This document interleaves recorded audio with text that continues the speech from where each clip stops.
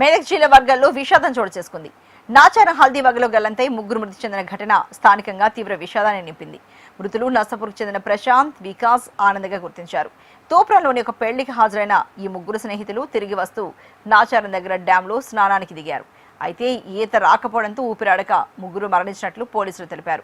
మృతదేహాలను వెలికితీసి పోస్టుమార్టం నిమిత్తం గజ్వేల్ ఆసుపత్రికి తరలించారు. సాయంత్రం 4 గంటలకు నర్సాపూర్ పట్టణానికి సంబంధించినటువంటి ప్రశాంత్, వికాస్ మరియు ఆనంద్ రెడ్డి గారు నర్సాపూర్ నుంచి తూఫాన్లో ఉన్నటువంటి ఒక మ్యారేజ్ అటెండ్ అయ్యి దగ్గరలో ఉన్నటువంటి గౌరారం వర్గల్ మండలంలోని నాచారం గుట్ట ఉన్నటువంటి లక్ష్మీనరసింహస్వామి దర్శనానికి వెళ్తుండగా అక్కడ హల్దీవాగులో వాటర్ను చూసి ఆగి స్నానం చేద్దామన్న ఉద్దేశంతో అక్కడ ప్రయత్నం చేయగా వాళ్ళకి ఈత రాకపోవడం వల్ల ఆ హల్దీవాగులో ముగ్గురు వ్యక్తులు కూడా మునిగి చనిపోయారు.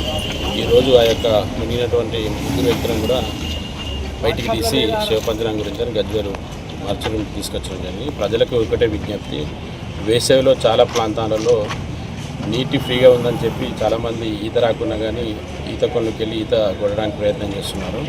రక్షణ చర్య భాగంగా పోలీసు వారు కూడా చాలా చోట్ల బోర్డులు, సూచిక బోర్డులను కూడా ఏర్పాటు చేయడం జరిగింది. అక్కడ ఆల్రెడీ మొసళ్ళు సంబంధించి కానీ నాచుతో కానీ బురద లాంటివి ఉండి ఈత వచ్చిన వాళ్ళు కూడా ఒక్కొక్కసారి మరణించే ఆస్కారం ఉంది. కాబట్టి ఇలాంటి ప్రాంతాలకు సంబంధించినట్టు ప్లీజ్ అవాయిడ్ చేయాలన్నది పోలీసు వారి విజ్ఞప్తి.